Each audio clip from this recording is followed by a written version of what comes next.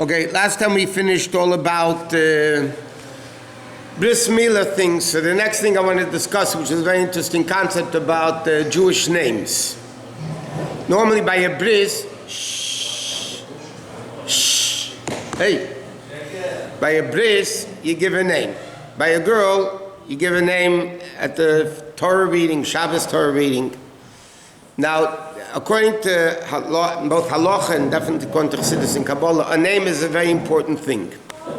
A name brings out the whole essence of who the person is and what the person is and so on. It's brought down in the Shalach Kodesh brings down, there's a medrash that says that when Adam and Rishon was created, the Malachim, who were already pre-existing before Adam and Rishon, they said to Hashem, like, who's this guy? Who's the new kid on the block? So Hashem said to the Malachim, be quiet because Chachmasim meruba mi chachmaschem. He's smarter than you guys. So don't... So the Malachim said, prove it. So the Medrash says Hashem took all the behemoths in the world, Chayas, behemoths, Laifas, and he brought them to Adam Rishon, to the Malachim, and he said, give them names. And they couldn't do it. He brought them to Adam Rishon, the Medrash says, he said, Lazana likra shor, Lazana nikra sus. He said, this is good to call a shor, an ox, a chamor, whatever it is. He gave them names. So the Shalach Kodesh explains what's the great chokhmah of Adam Rishon. Everybody names their dogs and cats, and what's the big deal that the Adam Rishon was able to name, and why couldn't the Malachim give him names? Again, everybody today gives names. So the Shalach Kodesh explains, because the name brings out the essence of the whole person, the essence of the object. We learned in Shayachet Vamuna that the Rebbe says the name from the Arizal, the name which is called B'Lashon HaKodesh, is the essence of the thing. So therefore, Adam Rishon's uniqueness that the Malachim didn't have, when Adam Rishon looked at a sus, at a horse, he understood that the letters Samach, Vav Samach, is the way godliness comes down through the letters Samach, Vav Samach to give life to the horse. Chamar, Biches, Mem, Vav Reish, and all the other animals. The Malachim didn't have that understanding and comprehension to be able to do it. So therefore it says that when parents give birth to a child, it's a nevuah, it's actually a prophecy given to the parents, which name they should name the baby, even though they don't understand anything.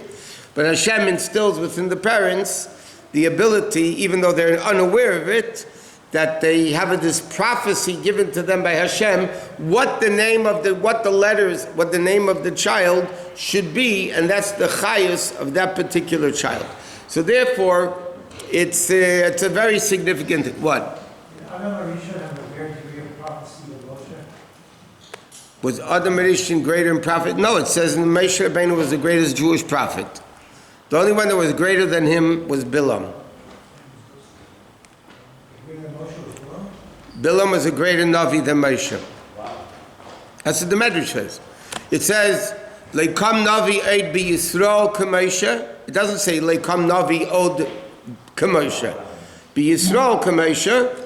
So Rashi brings it down from the Medrash that says, Bi Yisrael Hu Leikam. Avo B'Umas Hu Kam Maninu Bilam.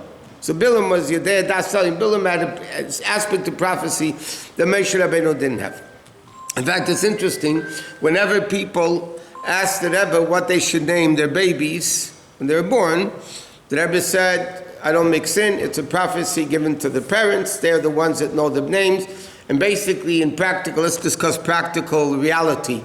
The mothers-in-law have no right to mix in, not the cousins and the uncles and the aunts and the grandmothers and the dogs in the family, nobody has any right to decide what the name of the baby is besides the parents.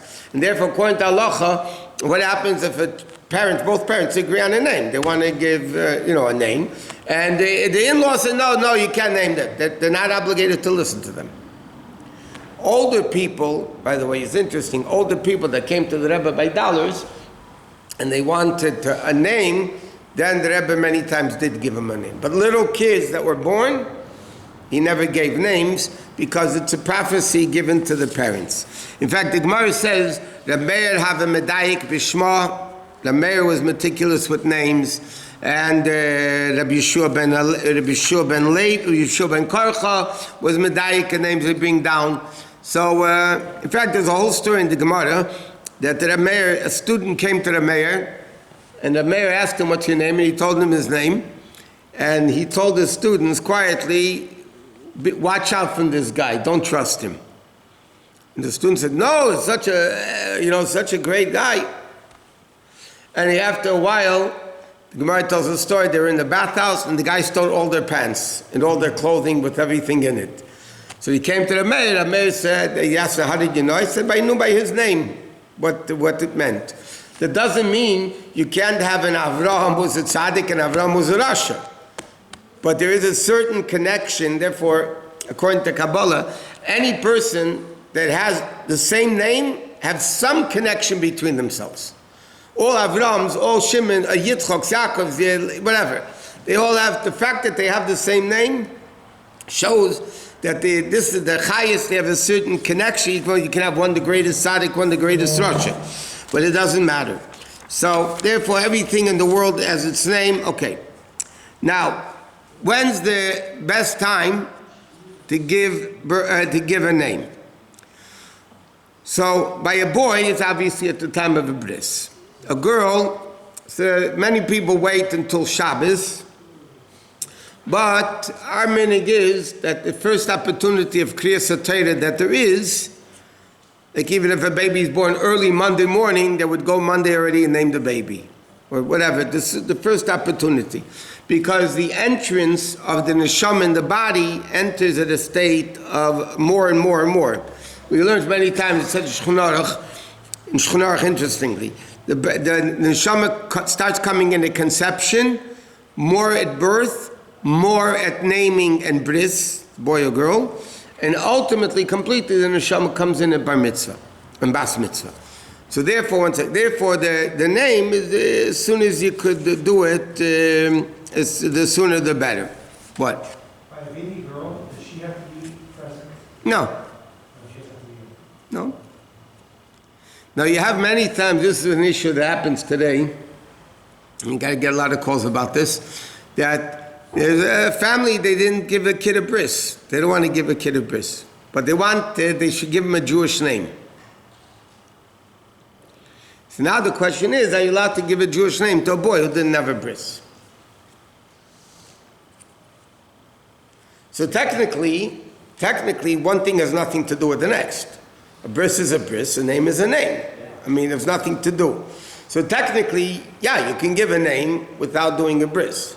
But the only question is, how would it be? Sometimes that's leverage, not always, sometimes it's a leverage of some sort to get the people to do a bris on the kid. If you tell me, I really can't give a Jewish name until you have a bris, maybe that will stimulate them to want to do a bris. Or another issue could be, they might say that not that a kid who doesn't have a bris is not Jewish. A kid without a bris is 100% Jewish. He can get aliyahs, he can get everything. But sometimes the people think, okay, I got a name at Chabad, so therefore the kid probably had a bris. But that's a separate issue. But technically a bris has nothing to do with the naming. It's two different things. A bris is a bris. The custom is to name a boy at the time of a bris. Okay, next. What happens if a baby is born circumcised already? So then, at the time you do hatafas dam, when you do a little bit of bloodletting, that's when you give the name. Rabbi, how did that come about? What? It became customary to give the name of the birth. How did that come about? I wasn't there when they instituted it, but it was way before my times. No, that's part of the tefillah, the bris. That's the minhag. Is there a source of it? 1 second. The question, okay, they're bringing from Pirkei Rabbi Lazar.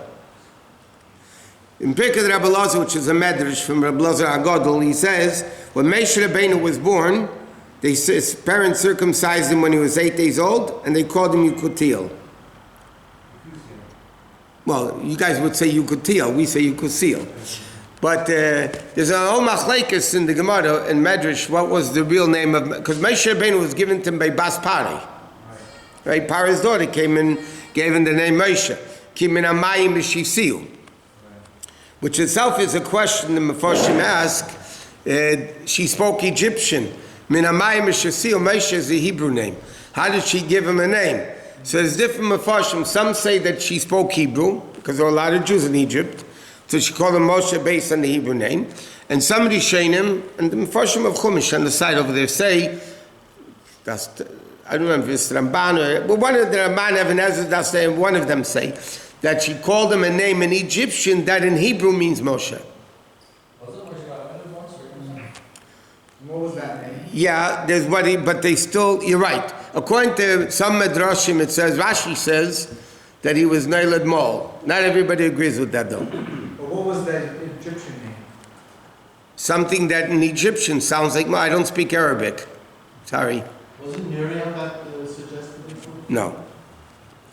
Okay, anyway, the same thing they say about Avram, whatever. So, in fact, he says Avram Avinu called him Yitzchak even before he was circumcised, but they say that Hashem told him to name him. So, but the Mizrach Lepel for the last 1,000+ years, if not more, is you name a boy at a bris, and you name him a girl at the first Torah opportunity. Some wait until Shabbos, some wait, whatever, some wait 5 days until they give a name and so on. Now, what happens if it happened? Now, again, we said there's a prophecy that the father and mother are given at the time of the naming, when they name the baby. There's a story here in LA, I mentioned this many times, there's a story here in LA many years ago. I mean, I was here then, but many years ago there was a story that the father and mother made up the name for the baby. No arguments, no nothing. They made up a name for the baby. It came at the bris, V'yikar Shmei B'Yisrael, and he turned to the father to say the name. He said Menachem Mendel. The wife was, what? If it wasn't the name they made up. Anyway, so he said, the father said, I don't know what happened. It just came out. So technically they could have changed the name, but they kept the name, the kid's name is Menachem Mendel.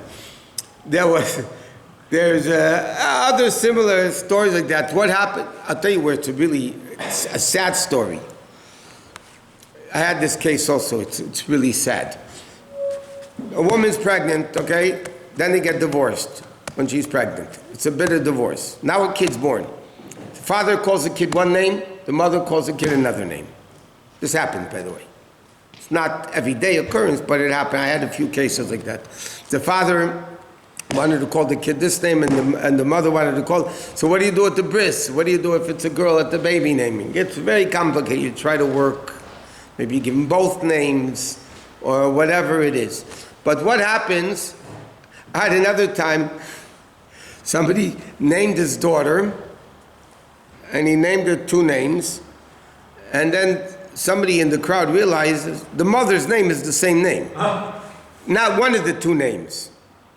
Like it was something Sarah, I think the mother's name was Sarah, and like somebody said, hey, that's your wife's name. So, oh, okay. So they dropped the name. Again, until a name is established, according to halacha, until a name is established for 30 days, it's not really halachically a name. You could change it. You don't just change names, but halachically a name is not established until 30 days. Therefore, if somebody takes upon themselves a Jewish name, like Olderanya, Bali Tshuva, whatever, they take a Jewish name, or they're adding a name because of Shidduchim or whatever else it may be, they should make sure that people call them that name for 30 days. After 30 days, it becomes established name. What happens if somebody wants to change his name? You could change a name. It's not recommended. The hocus pocus, Mukubalim and Eretz Yisrael love doing that. But in our circles, we don't do that. What?